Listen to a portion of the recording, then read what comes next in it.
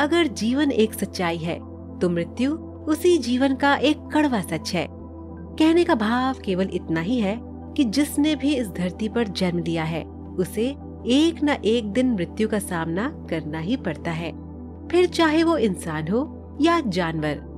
अक्सर आप लोगों ने देखा होगा कि जब भी किसी व्यक्ति की मृत्यु होती है तो कोशिश होती है कि उसके शव को जितना जल्दी हो सके जला दिया जाए। परंतु क्या आप जानते हैं कि ऐसा क्यों होता है? आखिर क्यों हिंदू धर्म में मृत व्यक्ति का शव जल्दी जलाने की प्रथा है? अगर आप भी इस बात से अनजान हैं, तो चलिए आज की इस वीडियो में हम आपको बताते हैं कि इसके पीछे क्या कारण है।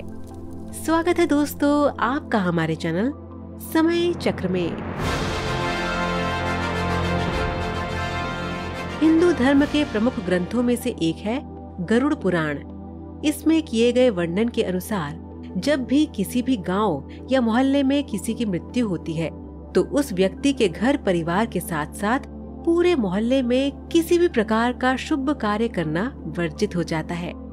यानी कि जब तक उस मृत व्यक्ति का शव वहां रहता है तब तक पूरे गांव आदि में ना पूजा होती है और ना ही कोई शुभ कार्य संपन्न होता है।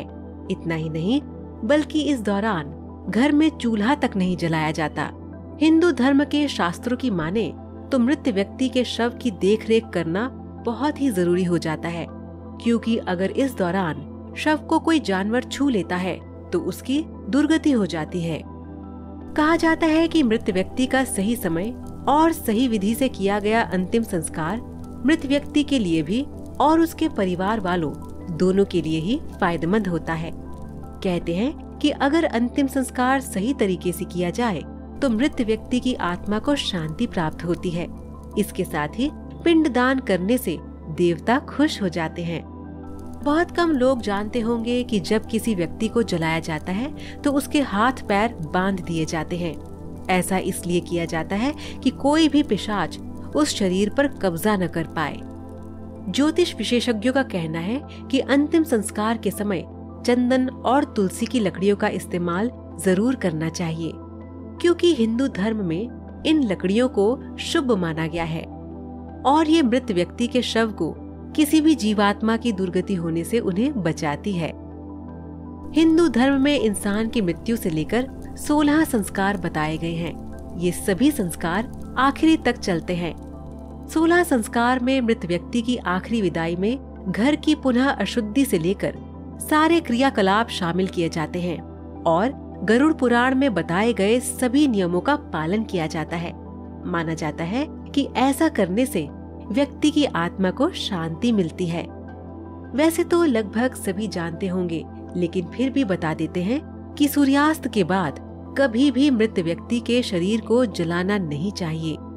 शास्त्रों में कहा गया है कि अगर सूर्यास्त के बाद किसी के शरीर को जलाया जाए तो उसकी आत्मा को परलोक में शांति नहीं मिलती, वो किसी न किसी तकलीफ में रहती है। इसके अलावा ये भी कहा जाता है कि अगले जन्म में व्यक्ति के शरीर के किसी न किसी अंग में शारीरिक दोष उत्पन्न होता है। गरुड़ पुराण में अंतिम संस्कार से जुड़ी हर छोटी से छोटी बात विख्यात है, जिन्हें अपनाना चाहिए।